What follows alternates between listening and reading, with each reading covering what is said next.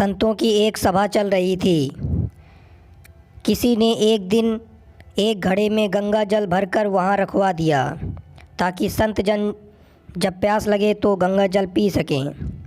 संतों की उस सभा के बाहर एक व्यक्ति खड़ा था। उसने गंगा जल से भरे घड़े को देखा तो उसे तरह तरह के विचार आने लगे। वह सोचने लगा, आहा, यह घड़ा कितना भाग्यशाली है।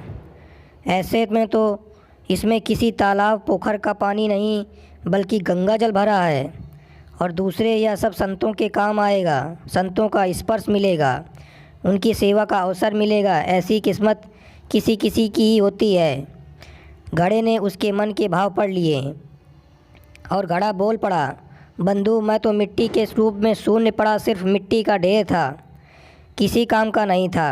कभी ऐसा नहीं लगता था कि भगवान ने हमारे साथ न्याय किया है। फिर एक दिन एक कुम्हार आया। उसने फावड़ा मार मार कर हमको खोदा।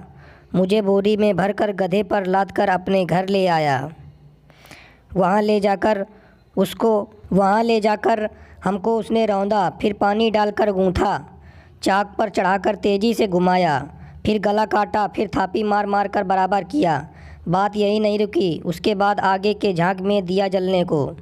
इतने कष्ट सहकर बाहर निकला तो गधे पर लादकर उसने मुझे बाज़ार में भेजने के लिए ले गया। वहाँ भी लोग मुझे टुकर टुकर देख रहे थे। ठोकने पीटने के बाद मेरी कीमत लगाई भी तो क्या, बस 20-30 रुपए। मैं तो पल पल यही सोचता रहता कि ईश्वर, सारे अन्याय मेरे साथ ही करना था क्या? रोज़ एक नया कष्ट, एक नई पीड़ा देते हो। मेरे साथ ही अन्याय लिखा है क्या? लेकिन ईश्वर को कुछ और ही मंजूर था। किसी सज्जन ने मुझे खरीद लिया और जब मुझ में गंगा जल भरकर संतों की सभा में भेज दिया, तब मुझे एहसास हुआ कि कुम्हार का वह फावड़ा चलाना भी उसकी ही कृपा थी। उसका मुझे गूँथना भी उसकी ही कृपा थी। मुझे आग में जलाना भी उसकी मौज थी और बाज़ार में लोगों के द्वारा ठोके जाना भी उसकी ही मौज थी। अब मालूम पड़ा कि मुझ पर उस परमात्मा की ही कृपा थी।